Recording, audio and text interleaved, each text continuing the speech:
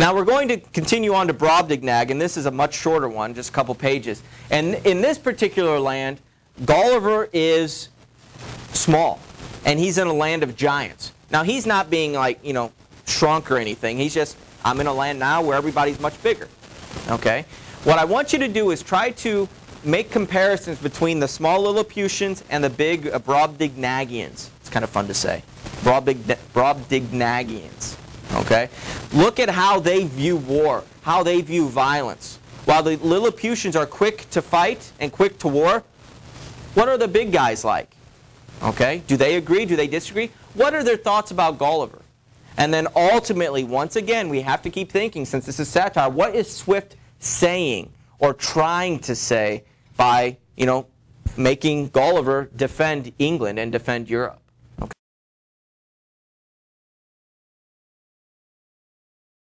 A Voyage to Brobdingnag. Here, they almost treat him, and he says, I'm kind of like a pet, a small little being that is here to talk and entertain and tell stories about what life is like back home. And he does. Again, this is still a travel journal, but it's just a different location. He goes, that the prince took a pleasure in conversing with me, inquiring into the manners, religion, laws, government, and learning of Europe, wherein I gave him the best account I was able. Right around the purple and stuff. Upon completion of the stories, we have kind of a neat little back and forth between the two individuals, mainly the lead and Gulliver. Now he says he was perfectly astonished with the historical account I gave him of our affairs during the last century, protesting it was only a heap of conspiracies, rebellions, murders, massacres, revolutions, banishments, the very worst effects that avarice, faction, hypocrisy, perfidiousness, cruelty, rage, madness, hatred, envy, lust, malice, and ambition could produce. So the individual that Gulliver is speaking to doesn't really think too highly of Europe, and mainly where Gulliver's from, England. Okay? He thinks that their last century has been filled with, I'm not going to read all those again, there was a big one in there. I was lucky to get through that word without messing up. But there was a lot going on, and it wasn't a peaceful place.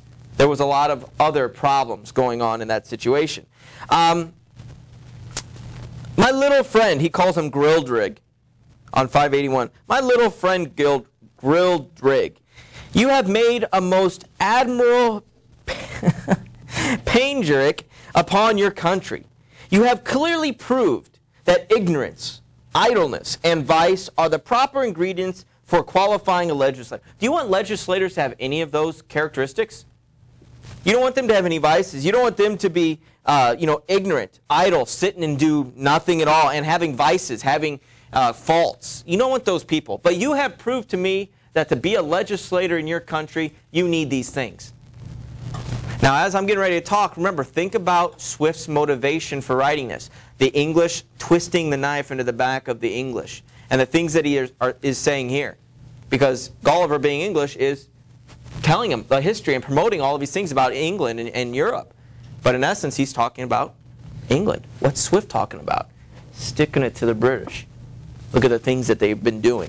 There was a legislator. That laws are best explained, interpreted, and applied by those whose interest and abilities lie in perverting, confounding, and eluding them. So those people involved in enforcing and making up laws are the individuals that, their abilities and interests are in perverting, in confounding, and in eluding the laws that they are creating.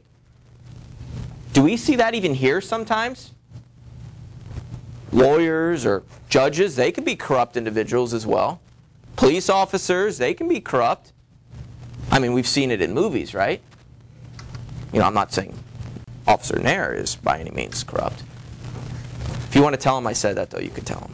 I'm okay with that. But I'm not really. And I have it on video that I'm not really. Anyway, so what he's saying is, the prince, the Brobdingnagians are kind of chastising Gulliver and his country and his continent for being horrendous people. Horrendous. Okay. Now, what I wanted to talk about briefly, because I want to wrap this up here pretty quick, is how we had the Lilliputians, the small little people, were very violent, very loud and abrasive and warfaring. But we have these people who we might consider, what, gentle giants? Right? Gulliver offers him some knowledge, and this is where we really get to see that play out. Gulliver goes in, he goes, "Nothing but an extreme love of truth could have hindered me from concealing the part of my story." He says that on 581, because remember, he's recounting this stuff to the readers. He doesn't want to insult the English readers of this. Remember, this is all parody. But the English would be reading this. And they might be, man, who is this writer? Why is he telling us that he should have edited it out? But what he's saying is nothing but an extreme love of truth. I am a journalist. I must put fact in there, stuff like that. The love of truth could have hindered me from concealing this part of my story.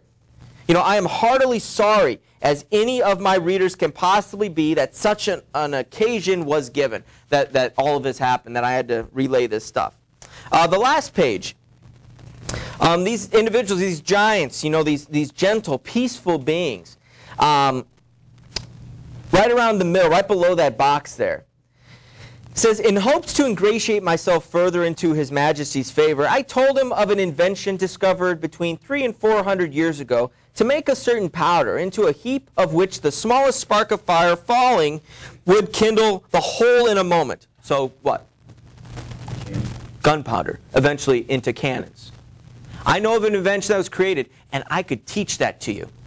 And listen, what cool things you can do. And he goes into great detail. That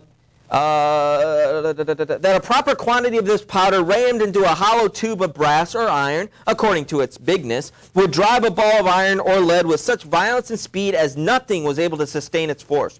That the largest balls thus discharged would not only destroy whole ranks of an army at once, but batter the strongest walls to the ground, sink down ships, this is the important part, with 1,000 men in each to the bottom of the sea. And when linked together by a chain, would cut through masts and rigging, divide hundreds of bodies in the middle, and lay all waste before them. Want me to tell you how to do it? I can do it. He got so excited. Surely you big people need this, want this. Imagine what you could do. And that's where we see the fault and the errors of the English thinking. And that's what Swift is really taking the knife out and just jabbing it back and forth again. Look at how warfaring they are, okay, and really bloodthirsty and such. And the gentle giants are so appalled and so upset that he says that the king was struck with horror at the description I had given of those terrible engines and the proposal I had made. He was amazed how so impotent and groveling an insect as I, these were his expressions, so these aren't my words as the writer, these were his words, because everything I'm saying, it was from this other individual, that such a groveling an insect as I could entertain such inhuman ideas and in so familiar a manner as to appear wholly unmoved at all the scenes of blood and desolation. And that's really the last part to really focus on in here, is about how this small little guy, and really representing England and Europe, but mainly England, from Swift's point of view, can go into such great detail. Yeah, I can teach you how to do this. So he either does it really excited, like, yeah, I can tell you, you can kill 1,000 people at once and send all the ships to the bottom and blow through hundreds of people, if you chain 2 cannonballs together and just cut them in half. Or you could just do it, I can show you how to do this, kill 1,000 people. Or if you link them together, you can blow through hundreds of people, just cut them in half. I could do that for you if you want. You're talking about human life, and you're either doing it very excitedly or very nonchalantly. It's life. And that's what they cannot grasp. The Brobdingnagians cannot grasp or comprehend about the situation. Okay? These are wonderful comparisons. When they are put in lit books, which they are always put in lit books, it's these 2 sections. Now, Gulliver's Travels it's not a huge book, but it's a book. Okay? A bigger parody and such. But these 2 counterpoints. Hopefully, I know I told you, but hopefully you were able to find these elements of satire sprinkled throughout here that it shows that it is a great representation of that type of writing. Okay? And remember, think, what is the writer saying? And don't forget, don't lump him, well, this is British literature, he's British. No, he's Irish. which means that the stuff that he's saying and writing through the mouth of this English person might be significant and relevant.